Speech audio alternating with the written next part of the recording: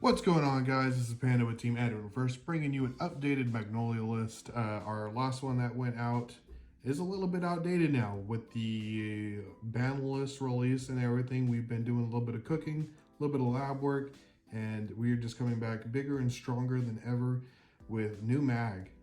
As you can see, our ride line has changed. We have opted for the Zorga ride line to see our orders instead.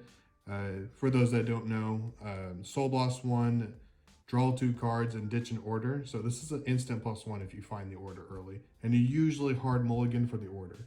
And then this is just add an order back to your hand. So this just completely negates that. So ideally it's a +2, which is kind of insane. Magnolia definitely needs that kind of hand pressure in order to keep up with other decks. Even with the ban lifted between Inlet Pulse and the Magnolia Beast King Elder, the deck still has a hard time keeping up with decks like Youth Burke and things like that. So let's go ahead and get into the rest of the deck here. So that's our ride line. And we'll go straight into the grade 4. Obviously, we have our Magnolia Elder as our grade 4. And then for our grade 3s, 4 Inlet Pulse. And then we want 1 of the Persona Ride. This is a just in case. This is flexible. You don't need to run this. This could easily be another bear. It could be another llama. It could be an NPix. There's so many things that this could be. But for right now, I have found that it has saved my life one time. And so for that reason, I've kept it in. Inlet Pulse, obviously, it's just for the draws. You don't get the first effect of restanding unless you're Flagberg. So you just swing with it and you get draws. You just add a bunch of cards to your hand. And then Beast King Elder just allows you to attack on the back row from all rows. It doesn't matter where you're at, you're attacking. So really nice little combo there between Inlet and Elder. Going into our grade 2s, I would say that the ratios kind of vary for everyone as far as what you want. I found that this works the best for me. For Jaguar or Panther. Panther's really good at just rebuilding board, especially against decks where they're controlling, like Gravidia, like Eugene, things like that that pop a lot of board. You develop so much soul with this deck that you can just really go play Panther, Soul Blast Panther, Soul Blast for Panther. It's not one placed from hand, it's just one placed on rear guard. So if you have 2 and they get blown up and you see 1 more, you can play 1, bring back the other 2. So I like this at 4 for just rebuilding boards, and it's also 19k with the boost from Elder. So really good card there. I have 2 bears. I wish I had more bear. Bear is really good, especially once they hit that defensive trigger. This deck does kind of, that's probably this deck's weakness, is just seeing a defensive trigger. Bear hits helps you hit over that. NPix at 2, it kind of, again, I kind of wish that I saw more of this, and eventually this is going to go, and eventually some other things are probably going to go when set 9 comes out. But what's really nice about NPix is that if it's in the back row, it's hitting for 23, so it's instantly hitting, even if they defensive trigger. I say instantly, but I mean a quick intercept of a grade 2. And then I run 2 llamas. Llama is really good when you didn't take enough damage early. Let's say you only have 1 counterblast, because you need the counterblast for your grade 3 and then for your order that I'll show here in a second. Sometimes you can go swing with this you would play your order, counterblast, have this out, swing, bind, counterblast, swing with this, counterblast, allow your back row to swing.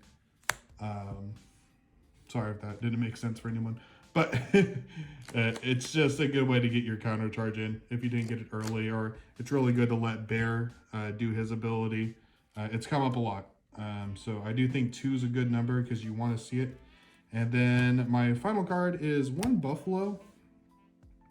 Definitely the most controversial card, probably. Not a lot of people like Buffalo. I love Buffalo. Being able to get rid of a whole front row, especially with the deck that kind of hits weaker numbers, if you can swing and get rid of any intercepts or free blocks that they might have, it's really good. So I usually, in certain matchups, I will always look for this. It's really good against Gravidio when they have their beef burrito guy out. And then, yeah, I mean, just so many matchups that require their front row units. This is just really good to get rid of. And that's it for the grade 2s. There are no grade 1s. I think last time I was playing Otters, unfortunately, there's just not enough room for Otters. And I do think Otter is really good, but not for this particular version. Your main order is going to be Wild Intelligence. So this is, you need to see it. And this is only really for your grade 3, unfortunately. So you need to have it before your grade 3 turn. Counterblast, call 2 cards out of the grave. It's so good. There's so many times, and I usually always see it, but I'll pitch 2 Inlet Pulses, turn 3, Counterblast, play. Like, it's disgusting. And then even if you're not doing that and you just have something else in grave, I mean, calling out a llama and a bear is not bad either. So many things to call out. Really good card for just developing pressure on grade 3. Like, you have a pop-off turn on grade 3, which feels good for Magnolia, especially since its grade 3 turn isn't like notorious, you know? And then I run 1 of each of these. This could be either or. I like this one because it gives the 5K. I like this one because I get to choose what I send to the graveyard. So either or. This helps deck thin. This gives me numbers. So giving this to Inlet Pulse allows it to hit for kind of a magic number, which is really good. Yeah, not too much to say there. You could go either or, one or the other. You could add extra copies of one of these, like if you want to not run the Persona Ride. If you're running the Persona Ride, you're probably losing anyways, but I did find that it helped me in 1 game, and for that reason I have kept it. But that's kind of it as far as that go.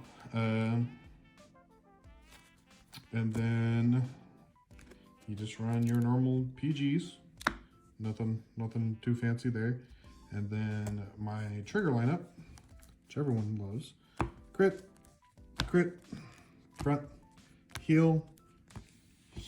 I do have the crit heals in here. With Minerva running around, it's completely optional. You could go full base heals.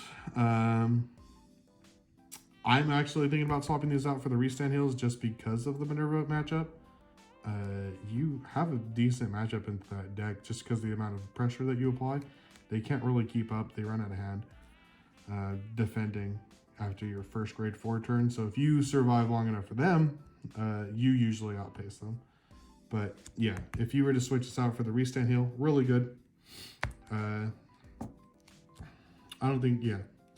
I used to play 2 and 2 actually.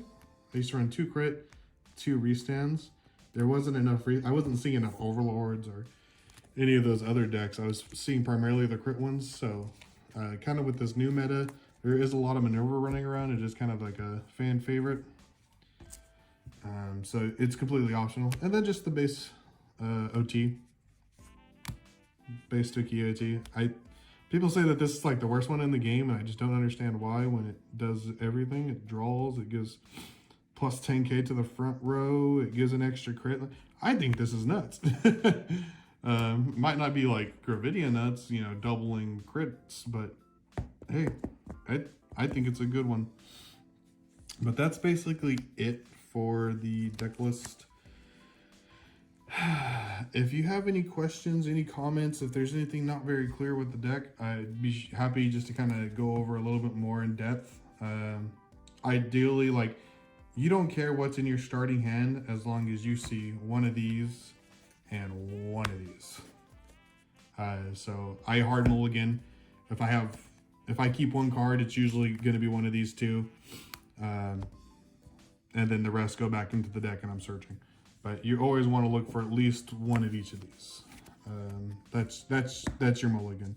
Everything else is just kind of going to line up perfectly for you. There's nothing really crazy about the deck. It's just aggressive. You swing, and you swing some more. Yeah, if you guys have any questions, like I said, leave comments, questions down below. Leave a like, subscribe. Thank you, and have a great day.